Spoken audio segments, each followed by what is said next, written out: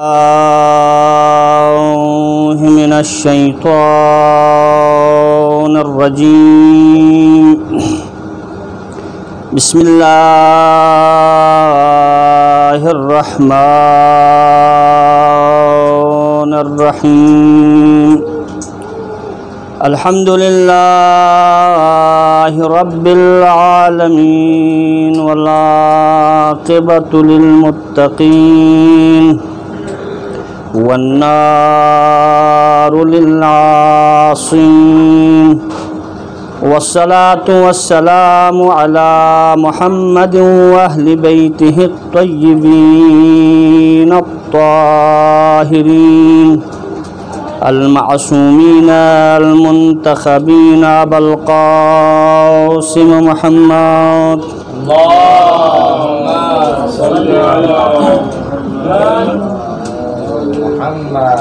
أما بعد فقد قال رسول الله صلى الله عليه وآله وسلم إني تارك فيكم الثقلين كتاب الله وعترتي أهل بيتي ما إن تمسكتم لم تزلوا بعدی ابدا.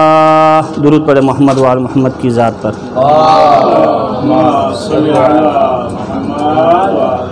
سامعین محترم، علماء کرام، ماہ محرم الحرام اور ابتدائی عشرہ محرم الحرام ہے اور آج چوتھی محرم الحرام ہے.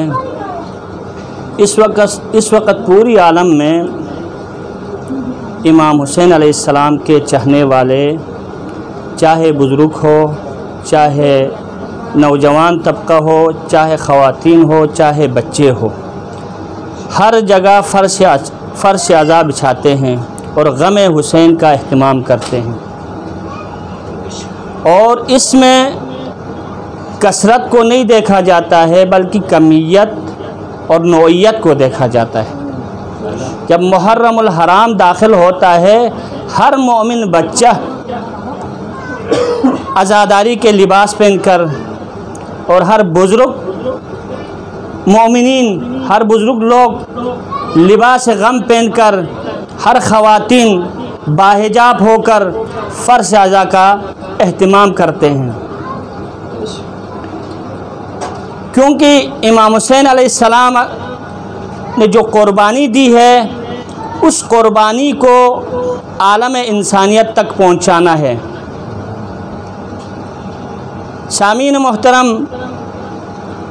انہی اہل بیت علیہ السلام کے بارے میں اور اپنی عطرت کے بارے میں رسول اللہ صلی اللہ علیہ وسلم ارشاد فرماتے ہیں، انی تارک فیکم الثقلین، میں تمہارے درمیان دو گراں قدر چیزیں چھوڑے جا رہا ہوں.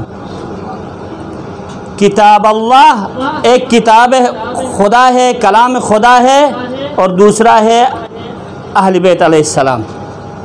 اگر ان دونوں سے تمسک رکھو گے تو ہرگز گمراہی کی طرف نہیں جاؤ گے. اور یہ دونوں اہل بیت اور کتاب اللہ جدا نہیں ہوں گے جہاں تک قیامت کے دن حوض کوثر میں مجھ سے ملیں گے. اب دنیا سمجھتی رہی محمد گئے تو قرآن اکیلا رہا، علی گئے تو دنیا نے سمجھا کہ قرآن اکیلا رہا، رسول کا فرمان اب ختم ہو گیا. لیکن فرزند علی، نواسے رسول خدا صلی اللہ علیہ وسلم نے اپنے آخری لمحات میں سر نیزے کے نوک پہ بھی قرآن تلاوت کر کے دنیا کو پیغام دیا کہ ہم عطرت اہل بیت، ہمارا سر تن سے جدا ہو تب بھی قرآن ہم سے جدا نہیں ہے. محمد نعرہ تکبیر، نعرہ رسالت، نعرہ حیدری. عزیزان محترم، یہ جو سرنامہ جو کلام میں جو حدیث بیان کیا، اس حدیث کو ثقلین کے نام سے معروف اور مشہور حدیث ہے پیغمبر کی. دیکھو، دنیا کا ایک رسم ہے اور انسانوں کی ایک فطرت ہے کہ جب انسان اپنی عمر کو پورا کر دیتا اور آخری مراحل میں ہوتا ہے تو انسانی فطرت یہ ہے کہ بعد والے کے بارے میں وہ فکر کرے۔ اگر باپ بزرگ ہو چکا ہے اور آخری مراحل میں ہے، وہ سوچتا ہے اپنے بعد جو رہ گئے خاندان، بیٹے بیٹیاں، ان کے بارے میں وہ فکر مند ہوتا ہے۔ اگر کوئی سکول بناتا ہے یا کوئی آرگنائزیشن بناتا ہے یا تنظیم بناتا ہے یا کوئی عمارت بناتا ہے یا کوئی فلاحی کام کرتا ہے، تو حتماً جب وہ اس کے آخری عمر آ جاتی تو وہ حتماً ان چیزوں کے بارے میں فکر مند ہوتا ہے، اور اس کے بارے میں قبل از وقت ساری چیزیں بیان کرنا کہ میرے جانے کے بعد تم نے سکول کے نظام کو اس طرف چلانا ہے، مسجد کے نظام کو اس طرف چلانا ہے، مدارس کے نظام اس طرف چلانا ہے، وہ بتا دیتے ہیں۔ اب رسول اللہ صلی اللہ علیہ وسلم کے آخری جب لمحات آ گئے، دنیا سے جانے کے قریب ہو گئے، تو رسول اللہ نے امت کے لیے ایک وصیت کی۔ اب یہاں ہے کہ رسول اللہ صلی اللہ علیہ وسلم کے پاس مال و جائیداد اور خزانے تو نہیں ہے، زر و جواہر تو نہیں ہے، اگر رسول اللہ کے پاس ہے تو دین ہے، رسول اللہ کے پاس ہے تو ہدایت ہے، رسول اللہ کے پاس ہے تو امانت ہے، رسول اللہ کے پاس ہے تو امت ہے۔ اب اس امت کو اسی طرف چھوڑے نہیں جا رہا ہے۔ پیغمبر نے یہ تو نہیں کہا کہ میری امت میرے جانے کے بعد تاجروں سے رجوع کرے تاکہ تمہارے پریشانی کو دور کرے، یا میرے جانے کے بعد حکمرانوں سے آپ تمسک رہے تاکہ تمہاری پریشانی دور کرے۔ لہذا پیغمبر نے اپنی امت جو اس دنیا میں چھوڑ کے جا رہے ہیں ان کے لیے اہم پیغام دے کے گئے، کیونکہ رسول اللہ صلی اللہ علیہ وسلم نے حدیث ثقلین کے ذریعے جو وصیت فرمائی، یہ ایک شرعی کام ہے۔ رسول اللہ کے واجب ہے کہ وہ اپنی امت کو بے یار و مددگار یا نور ہدایت کے بغیر اسی طرف چھوڑ دے، کیونکہ سابقہ جو انبیاء علیہ السلام کی سیرت بھی یہی رہی ہے کہ ایک نبی اس دنیا سے جاتے تھے تو اپنے بعد والے جو نبی ہوتے تھے یا اپنے بیٹے ہوتے تھے ان کے لیے وصیت فرماتے تھے۔ ان رسولوں کی تو بات کچھ اور ہے، کیونکہ ایک رسول جاتا تو دوسرا رسول آ جاتا تھا، ایک نبی جاتا تو دوسرا نبی جاتا تھا۔ اگر کہیں گڑبڑ ہو جائے تو وہ یہ کہتے تھے کوئی مشکل نہیں، آنے والے ایک رسول ہے، آنے والا کوئی نبی ہے۔ جب دوسرا نبی جاتا ہے، دوسرا رسول اس دنیا سے چلے جاتا ہے، وہ بھی مطمئن تھا اگر بعد میں کوئی گڑبڑ ہو جائے تو تیسرا نبی آئے گا، تیسرا رسول آئے گا۔ لیکن نبی اکرم صلی اللہ علیہ وسلم یہ بتاتے ہیں کہ میرے بعد کوئی نبی نہیں ہے۔ صلوات پڑھیں محمد و آل محمد کی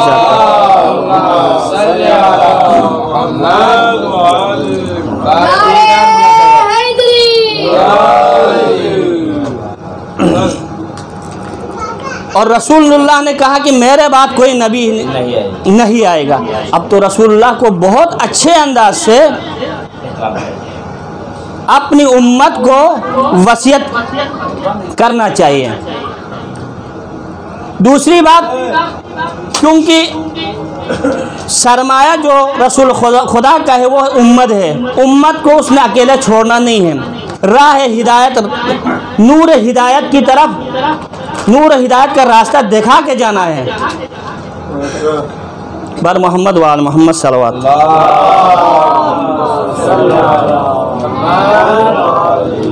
اور حدیث ثقلین پیغمبر اکرم صلی اللہ علیہ وسلم کی ذات سے وارد ہونے کے لیے بہت ساری چیزیں دلالت کرتے ہیں۔ سب سے پہلے تو یہ کہ شرعی اعتبار سے ایک لازمہ بنتا ہے پیغمبر کے اوپر وہ اپنی امت کے لیے راہ دکھا کے جائے۔ یہی راہ دکھانے کے لیے یہ چیز دلالت کرتا ہے پیغمبر نے انی تارکم فیکم الثقلین والی روایت حتماً کہا ہے، کیونکہ پیغمبر بغیر اپنی امت کو بغیر کسی رہنما کے، بغیر کسی ہدایت کے چھوڑے نہیں جا رہے۔ دوسری بات جو ہے عقلی بات ہے، یہ ہے کہ جب امت آنے والی جو امت ہے جو اس دور میں ہم ہیں، ہم سوچنے پہ مجبور ہے کہ اگر رسول اللہ صلی اللہ علیہ وسلم اس دنیا میں آئے ہیں تو وہ حتمی طور پہ راستہ بھی بتانا چاہیے۔ اگر کوئی ایسا نبی ہو جو راستہ نہ دکھائے اور اس دنیا سے جائے تو اس نبی کا کوئی فائدہ نہیں ہے۔ مسلم رسول خدا صلی اللہ علیہ وسلم نے اس چیز کو بتانا اس کے اوپر لازم و واجب تھا کہ اپنی امت کو راہ ہدایت سے اور راہ ظلمت سے بچائے اور راہ ہدایت وہ دکھائے۔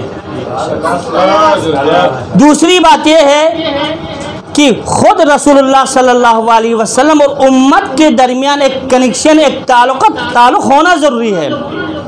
جب تک رسول اس تعلق کو بیان نہ کرے آنے والا زمانہ کیسے پہچانے رسول و امت کے درمیان تعلق کیا چیز ہے؟ تو لہٰذا اس تعلق کی بنا پر رسول اللہ صلی اللہ علیہ وسلم نے ارشاد فرمایا انی تارکم فیکم الثقلین کتاب اللہ و عطرت اہل بیتی۔ صلوات پڑھیں محمد و آل محمد کی ذات۔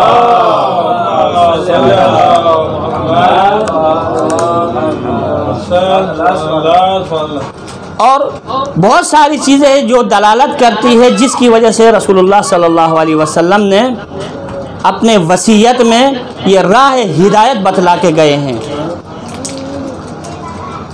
اور تیسری جو چیز ہے جو دلالت کرتی وہ یہ کہ اخلاقی اعتبار سے، بھائی دیکھو جب کوئی عام انسان جاتا ہے تو اخلاقی فرض بنتا ہے کہ اپنے جو جائیداد ہے، اپنے جو اولاد ہے ان کے درمیان ترکہ چھوڑ کے جائیں۔ اگر وہ ترکہ وراثت کے لیے کوئی چیز تقسیم کر کے نہ جائے یا بتلا کے نہ جائے تو یہ اس کا جو غیر اخلاقی ایک ذمہ داری ہے۔ پیغمبر اکرم صلی اللہ علیہ وسلم تو اخلاق ایک نمونہ ہے، حتمی طور پہ اخلاق رسول یہ بتلا دیتی ہے کہ میرے جانے کے بعد تم لوگ کتاب اللہ اور میری اطرت سے تمسک رکھو۔ درود پڑھیں محمد و آل محمد کی ذات۔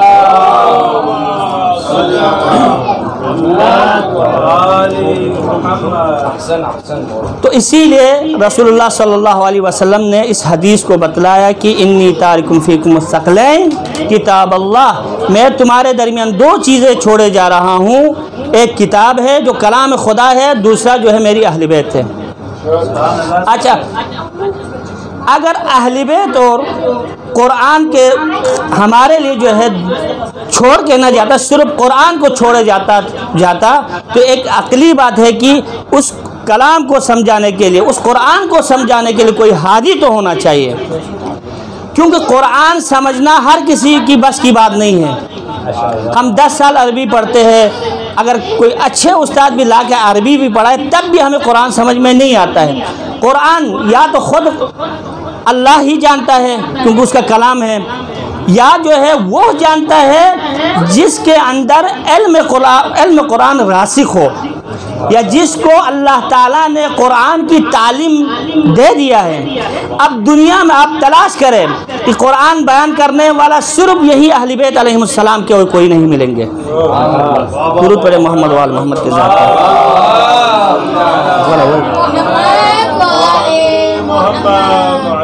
کیونکہ اہل بیت عام سکولوں میں جیسے کوئی سائنس کی کوئی کتاب ہے، اگر میٹرک میں پڑھنے والے طالب علم سائنس کا طالب علم ہے اس کے لیے دے دے تو اس کو کچھ سمجھ میں نہیں آئے گا کیونکہ وہ ابتدائی مراحل میں ہے۔ اسی طرح کوئی اشعار کی کتاب لکھ دیتا ہے، شعر کا ایک مجموعہ لکھ دیتا ہے، وہ ہر کوئی پڑھ نہیں سکتے اس کو معافی ضمیر کیا چیز ہے۔ اسی طرح جب کلام الہی ہے تو رسول کی ذمہ داری بنتی ہے کہ اس کلام الہی کو، اس نور الہی کو، اس ہدایت الہی کو سمجھانے والا کوئی ہو۔ تبھی تو پیغمبر نے فرمایا کہ میں تمہارے درمیان یہ دو چیزیں چھوڑے جا رہا ہوں، ایک قرآن جو صامد ہے، ایک میری اہل بیت ہے جو ناطق قرآن ہے۔ پر محمد و آل محمد صلوات۔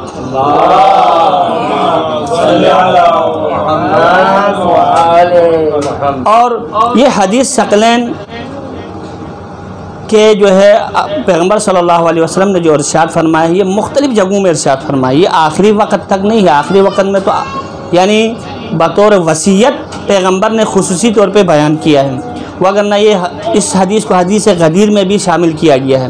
اس حدیث کو غروۃ الطائف میں بھی کا نام سے بھی اس کو پکارا جاتا ہے۔ مختلف مراحل میں پیغمبر نے یہ والی حدیث بیان کیا ہے، اور راویوں نے بھی مختلف انداز میں اس حدیث کو بیان کیا ہے۔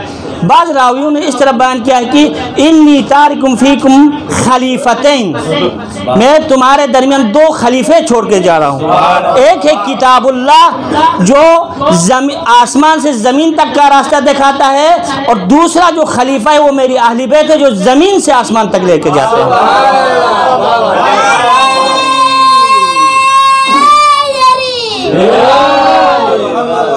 محمد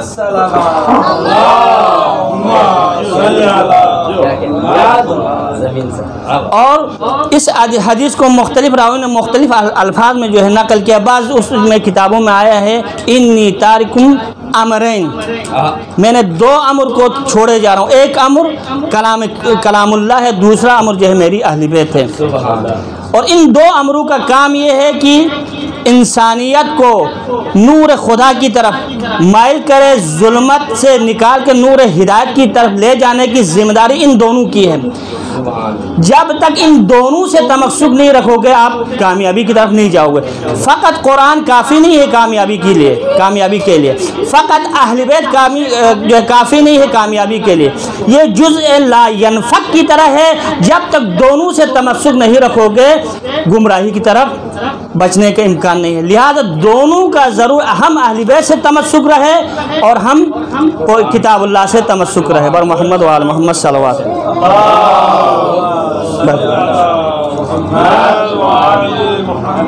کیونکہ اہل بیت کا نام دے کے پیغمبر نے جو بتایا اس کو عملی طور پر خود اہل بیت نے دکھایا دنیا میں، کہ اہل بیت نے عقیل کے 2 بچے۔ سامعین محترم، ان کے مصائب کے لیے اتنا ہی کافی ہے کہ اگر عالم غربت میں اگر ہمارے 2 بچے بھٹک جائے ہم سے تو ان کا کیا عالم ہوتا ہوگا۔ کیونکہ آپ لوگوں کو اس چیز کا علم ہے، بچے جو میرے سامنے بیٹھے ہوئے ان کو تو بطری کا اولا اس چیز کا درک ہوتا ہے، جب کہیں بھٹک جاتے تو حالت کیسی ہوتی ہے، اور وہ بھی ایسے حالات میں نہ ان کے ساتھ ان کا کوئی عزیز ہے، نہ ان کے ساتھ ان کا کوئی باپ ہے، نہ کوئی ماں ہے، اور عالم غربت میں یہ دونوں بھٹک رہے ہیں، اور کوفے کی گلیوں میں گھوم رہے ہیں، اور رات کی تاریکی میں گھوم رہے ہیں کہ ہم کہاں جائے تو کہاں جائے، گھوم رہے اور راستہ معلوم نہیں کہ وہیں کوفے کے اندر در بدر سے مصائب جھیل رہے ہیں۔ آخر کار ایک مومنہ نے ان کو پناہ دی، پناہ دینے کے بعد کہا اے بیٹو تمہارے چہرے بتاتے ہیں تم کوئی اچھی خاندان سے تعلق رکھتے ہو، بتاؤ تم کس خاندان سے تعلق رکھتے ہیں؟ تو انہوں نے کہا کیا آپ رسول خدا کو جانتی ہے؟ تو کہا ہم رسول خدا کو جانتے ہیں۔ کیا آپ امیر المومنین کو جانتی ہو؟ تو کہا کیوں نہیں، وہ ہمارے مولا ہے۔ کیا آپ حسن مجتبیٰ کو جانتی ہے؟ کیا آپ حسین مظلوم کو جانتی ہیں؟ تو کہا جانتی ہے۔ اور ان بچوں کے اندر ایک سرور سی آ رہی تھی کہ کوئی تو ہے اس عالم غربت میں جو ہمیں پہچان رہی ہے۔ اور اتنے میں کہا کیا تم مسلم کو جانتی ہے؟ تو کہا میں جانتی، کچھ ایام پہلے ان کی شہادت ہو گئی ہے۔ کہا ہم انہی مسلم کے 2 یتیم بچے ہیں، ہمیں راستہ پتہ نہیں ہے اور ہم گھوم رہے ہیں۔ اس مومنہ نے کہا اندر آ جاؤ مگر دعا کرو میرا شوہر نہ آ جائے، کیونکہ وہ دشمن اہل بیت ہے۔ یہی کہنا تھا، بچے سو گئے اور رات کو خواب میں پیغمبر اکرم صلی اللہ علیہ وسلم ان کو شربت کوثر سے سیراب کر رہے، کہہ رہے بیٹو آپ لوگ گھبرانا نہیں، کیونکہ کل کا دن ہے، تم میرے پاس آ جاؤ گے۔ اور عالم نیند سے جب وہ بیدار ہو گئے تو وہ ظالم جو مومنہ کا شوہر تھا، حارث جس کا نام تھا، وہ گھر میں پہنچتا ہے، کہتا ہے کہ اے خانم آج مجھے کوئی رونے کی صدا آ رہی ہے اپنے گھر سے، کون ہے یہاں پہ؟ وہ مومنہ گھبرانے کی بات نہیں، تم کھانا کھاؤ۔ کیا ہو گیا؟ کہا کہ مجھے 2 بچوں کی تلاش ہے، اگر وہ میں بچوں کو لے کے جاؤں تو مجھے انعام کے لیے اعلان کیا ہے۔ یہی کہنا تھا کہ وہ دیکھنا اور تلاش کرنے لگا۔ اتنے میں جو ہے حضرت مسلم کے بچے نظر آ گئے، یتیمان مسلم نظر آ گئے، یہی کہنا تھا تم کون ہو؟ کہا ہم مسلم ابن عقیل کے بچے۔ یہی کہنا تھا، اس ظالم نے ان بچوں کو اس طرف زور سے پکڑا کہ چھوٹے ننھے ہاتھ تھے ان کے، اور ان کو دریائے فرات کے کنارے میں لے جایا گیا۔